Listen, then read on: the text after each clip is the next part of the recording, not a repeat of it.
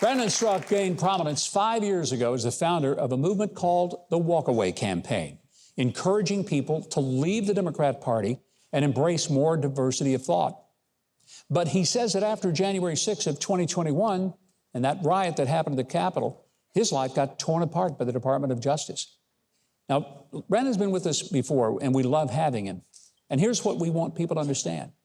He committed no acts of violence whatsoever. He did not even enter the Capitol. And he's not the only one. But he got arrested, was forced to wear an ankle monitor, ended up being on the no-fly list. And right now he's fighting for justice for some of the J6 protesters. And he's back with us tonight in Nashville. And we're very happy to welcome back Brandon Straka. Brandon, good to have you. Thank you. You were here before, and had just kind of gotten the ankle bracelet off. It was the first time you were able to travel anywhere. Right. But your life was turned upside down.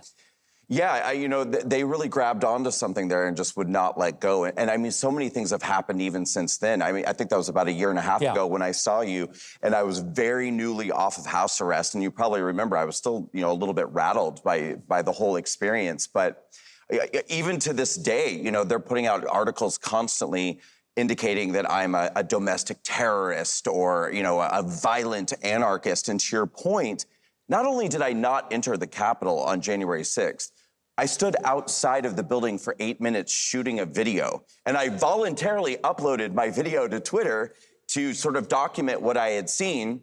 And that's what got me FBI raided and arrested.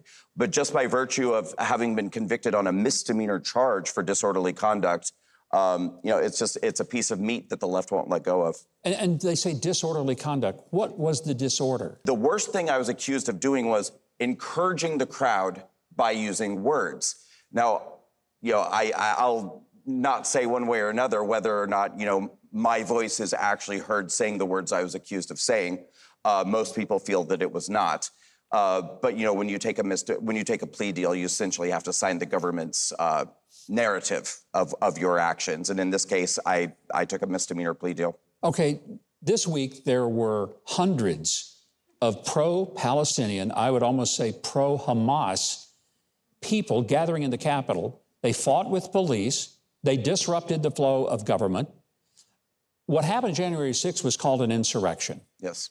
Was what happened this week an insurrection? And do you think that any of the people who were at that event this week for the Palestinians and the Hamas organization, will they be treated like you were? No. I got a felony for standing outside on the grounds.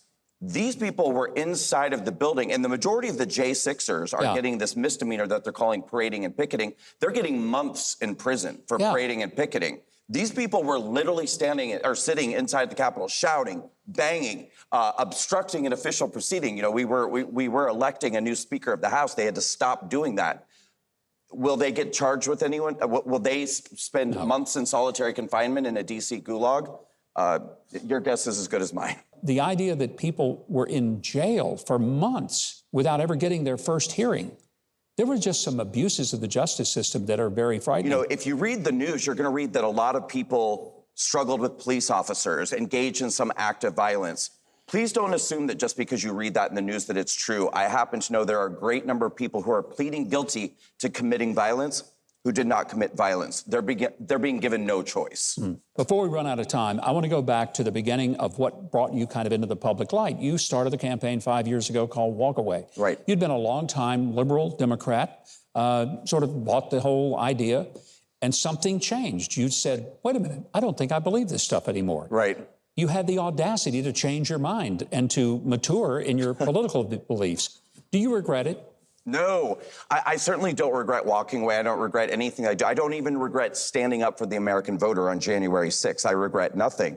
But I can tell you, it's been a wild ride. I'll certainly tell you that much. But I'd love to tell people, look, we still have people joining the movement, sharing their stories about walking away from the Democratic Party. We've launched our own app now called Walkaway Social, which is available on the Google Play Store and the Apple App Store. If people go to Walkaway Social, they can load it, whether you are a walk with, someone who walks with those who walk away or walk away, please join. And we have an amazing 5th anniversary event happening next month in West Palm Beach, Florida. We're calling it Walk-A-Con, and some of our greatest supporters like Laura Trump, Carrie Lake, Rudy Giuliani, Matt Schlapp, Mercedes Schlapp.